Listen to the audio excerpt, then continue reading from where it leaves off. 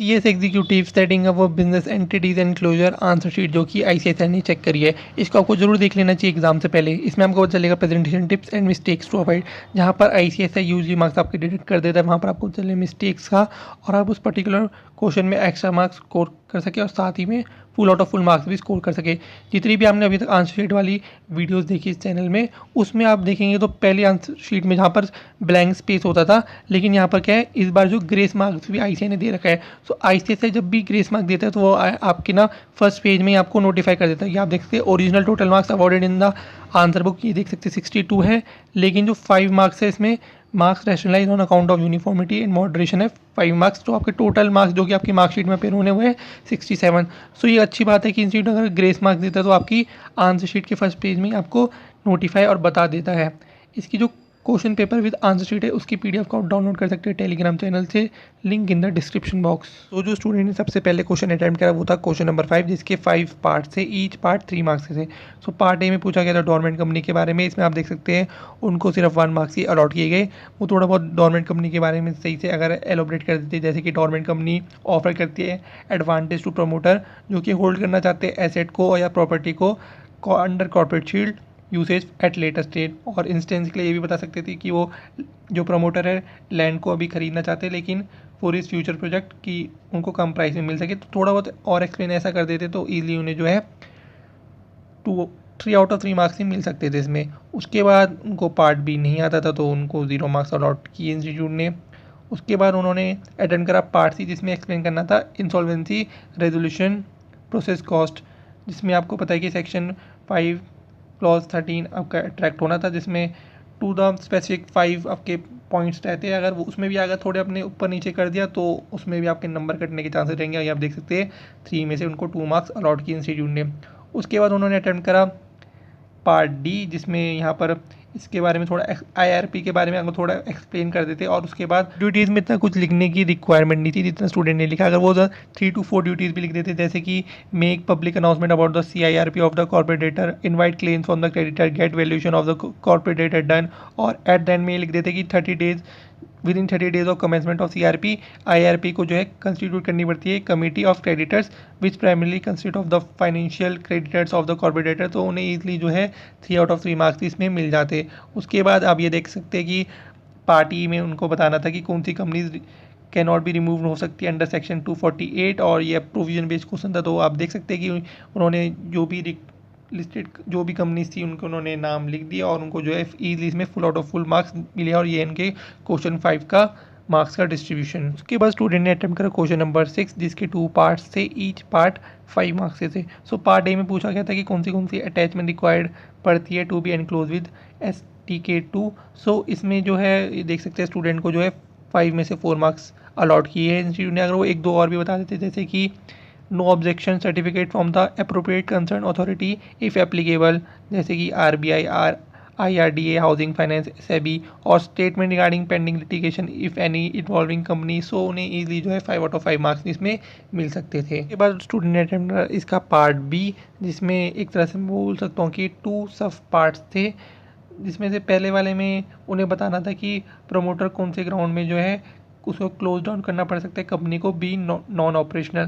सो उसमें ये बताना था कि company which has failed to commence business within 1 year of its incorporation, company is not carrying any business or operation for a period of 2 immediately preceding financial years, company is not carrying any business or operation has revealed after the physical verification, subscriber to the memorandum have not paid the subscription and a declaration to the effect।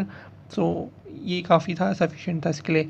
उसके बाद जो इसका second मतलब इसी का जो part 2 था उसमें बताना था कि क्या क्या मेंशन एक्टिविटीज़ करनी पड़ सकती है अगर जो है चेंजेस इसमें किए जाएंगे, अगर कंपनी चेंज कर देती है रजिस्टर्ड ऑफिस को। सो इसमें काफ़ी सारे पॉइंट्स लिख सकते थे, जैसे कि जो है हैज़ चेंज इट्स नेम और has shifted its registered office from one state to another, has made up disposal for value of property rights, और has made an application to the tribunal for sanctioning of scheme of compromise of arrangement and matter has not finally concluded, is being wound up under Chapter 20 of Company Act 2013 और under Insolvency Bankruptcy Code 2016। सो उनको जो है इसमें in total 3 marks allot किए 5 में से। उसके बाद स्टूडेंट ने अटेम्प्ट करा क्वेश्चन नंबर 1 जिसके 4 पार्ट्स थे, ईच पार्ट 5 मार्क्स के थे। सो स्टार्ट करा उन्होंने पार्ट डी से। सो इसमें जो है बताना था कि अगर इन्वेस्टमेंट करते अनइनकॉर्पोरेटेड और इनकॉर्पोरेटेड एंटिटीज़ ओवरसीज़, सो उसमें ऑटोमेटिक रूट में कैसे होता है, तो उसके बारे में थोड़ा बहुत एक्सप्लेन करना था कि इन्वेस्टमेंट जो है अगर नवरत्न कंपनीज़ कर रही है सो वो परमिटेड होगी एडी कैटेगरी के अंदर विदाउट एनी लिमिट, और फिर अदर इंडियन कंपनीज़ वैसे वो परमिटेड होगी under automatic route to invest in incorporated entities overseas in the oil sector by the limit prescribed provided the proposal has been approved by the competent authority। और उसको फिर उसके regarding में जो है उसका आंसर जो है लिखना था। तो उसके बेसिस पर इंस्टीट्यूट ने 5 में से इसमें 3 मार्क्स अलॉट कर दिए। उसके बाद यह देख सकते कि इसमें बताना था परमिटेड एक्टिविटीज़ के बारे में पार्ट ए में, और जैसे इसमें बहुत सारी एक्टिविटीज़ आ जाती है जैसे कि export import of goods, rendering professional और consultancy services, carrying out research work, representing parent company in India, rendering technical support to the products supplied by parent companies, foreign airline और शिपिंग कंपनीज। ये सारे points आ जाते तो एक दो points और लिख देते तो उनको 5 आउट ऑफ 5 मार्क्स भी मिल सकते थे। उसके बाद उनको पार्ट बी आता नहीं था तो उनको 0 मार्क्स अलॉट किए गए। और इसमें पार्ट सी में उनको की पॉइंट्स बताने थे HUF की फॉर्मेशन के रिगार्डिंग में, जिसमें उन्होंने काफ़ी कुछ लिखा लेकिन फिर भी जो है उनको 3 मार्क्स इसमें अलॉट किए गए। जैसे कि वो ये भी लिख सकते थे कि जो है income from property of HUF can be further invested in instrument such as shares, mutual funds. और इसमें जो है HUF जो है टैक्सेबल है separate person under income tax, hence one can save tax from basic exemption of 2,50,000 और basic exemption limit के अलावा उन्हें जो है ATC के अंदर डिडक्शन भी मिलती है अप टू 1,50,000। सो ये आप देख सकते हैं क्वेश्चन 1 का जो उनका मार्क्स का डिस्ट्रीब्यूशन। उसके बाद स्टूडेंट ने अटेम्प्ट करा क्वेश्चन नंबर 2 का ऑल्टरनेटिव क्वेश्चन 2A जिसके 5 पार्ट थे, ईच पार्ट 4 मार्क्स के थे। सो पार्ट 3 से उन्होंने स्टार्ट करा जिसमें उनको 3 मार्क्स अलॉट किए गए। एक दो प्रोविजन उन्होंने एक्सप्लेन नहीं कर रखे थे। वैसे ही सेम पार्ट 4 में भी एक दो प्रोविजन उन्होंने एक्सप्लेन नहीं कर रखे थे तो वहाँ पर उनके मार्क्स डिडक्ट हो गए, तो 3 मार्क्स उन्हें अलॉट किए गए। वहाँ पर बात करें 5 में तो उनको full out of full marks इसमें ईजिली मिल गए। नेट ओन फंड के बारे में इसमें उनको एक्सप्लेन करना था। उसके बाद पार्ट 1 में उनको जो है डेजिग्नेटेड पार्टनर की ड्यूटीज़ एक्सप्लेन करनी थी। थोड़ी बहुत वो और ड्यूटीज़ एक्सप्लेन कर देते तो उन्हें जो है उनके रिमेनिंग नंबर, और साथ में वो स्टार्टिंग में थोड़ा सा उसका रेफरेंस दे देते कि सेक्शन 23 क्लॉज 4 का, तो ईजिली जो है 4 आउट ऑफ 4 मार्क्स भी इसमें मिल जाते। उसके बाद उन्होंने अटेम्प्ट करा इसका पार्ट 2 जिसमें उनको सिर्फ 1 मार्क्स अलॉट किए गए। यहाँ पर उन्हें बतानी थी पेनल्टी जो कि इम्पोज की जा सकती है 1% कंपनी या तो ऑफिसर में जो भी कॉन्ट्रवेंट करेंगे प्रोसीजर को conversion of private company into 1%।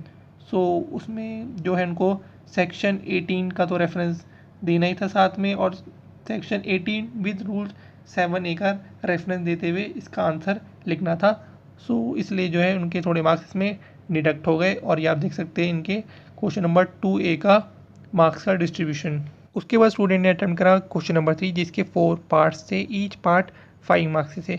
So part A, B, C में आप देखेंगे तो उनके 1 मार्क्स ही डिडक्ट हुए हैं और उनको जो है 4 मार्क्स अलॉट किए गए, आप देख सकते हैं। ऑल्दो उन्होंने काफ़ी सफिशिएंट लिखा था लेकिन वही एक दो प्रोविजन उन्होंने कोट नहीं करे थे तो उसकी वजह से उनके जो है 1 मार्क्स डिडक्ट हो गए।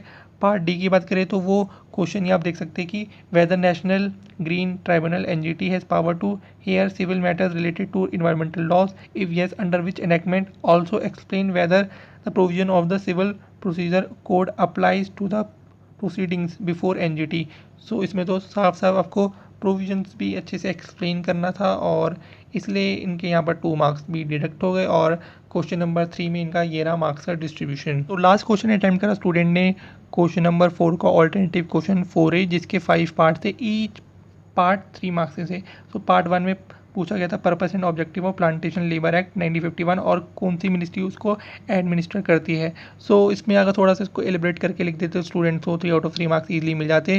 क्वेश्चन पार्ट 2 में देखेंगे तो पार्ट 2 में उनको जो है 3 आउट ऑफ 3 मार्क्स ईजिली उन्हें मिल गए, उन्होंने अच्छे से एक्सप्लेन करके इसमें बता रखा है। पार्ट 4 में भी आप देखेंगे इनको 3 आउट ऑफ 3 मार्क्स मिले हैं स्टूडेंट को। और पार्ट 5 में इसमें बताना था कि Public Limited Insurance Act 1991 is to save the owner of establishment producing hazardous substance from the hefty penalty. इसको एलिगुलेट करना था। सो उसमें थोड़ा वो बता सकते थे कि एक्ट के बारे में बताते। फिर अगर फर्स्ट टाइम ओनर पुट करते हैं and will to provide compensation when death और इंजरी टू एनी पर्सन। फिर उसके बाद ये भी थोड़ा एक्सप्लेन कर सकते थे कि actually the owner shall buy one or more insurance policy before he starts handling any hazardous substance. So उनको ईजिली जो है 3 आउट ऑफ 3 मार्क्स भी मिल जाते, तो इसमें उनके 1 मार्क्स डिडक्ट हो गए। के बाद थर्ड पार्ट में उन्हें बताना था can a woman be employed in the mine industry, if yes on what terms and condition a woman may be employed in any mine below the ground. So इसमें उन्हें एक्सप्लेन करना था section 83 of mines act 1952 और साथ में section 46 जिसमें basically conditions बताई गई है कि अगर वुमेन को एम्प्लॉय करा जाना चाहिए तो बिलो द ग्राउंड कैसे। जैसे कि the owner of a mine में deploy women between in hours of 6 AM and 7 PM in technical. The deployment of women shall be after obtaining the written consent of the concerned woman employee. The woman so deployed shall be provided with adequate facilities and safeguard regarding occupational safety. The deployment of women shall be in group of not less than 3. So ऐसे जो है उन्हें conditions और terms बताने थे। सो इसलिए उनको यहाँ पर 1 नंबर इंस्टीट्यूट ने अलॉट किए हैं। तो मैं प्रे करता हूँ कि आप एग्जामिनेशन में ऐसे और इससे अच्छे मार्क्स स्कोर करिएगा और वीडियो को लाइक करना ना भूलिएगा, शेयर करना ना भूलिएगा CS एग्जीक्यूटिव स्टूडेंट्स के साथ। और चैनल में तो चैनल को सब्सक्राइब करके नोटिफिकेशन बेल ओपन करना ना भूलिएगा ऐसी हेल्पफुल वीडियोज़ के लिए। Thank you so much for watching the video.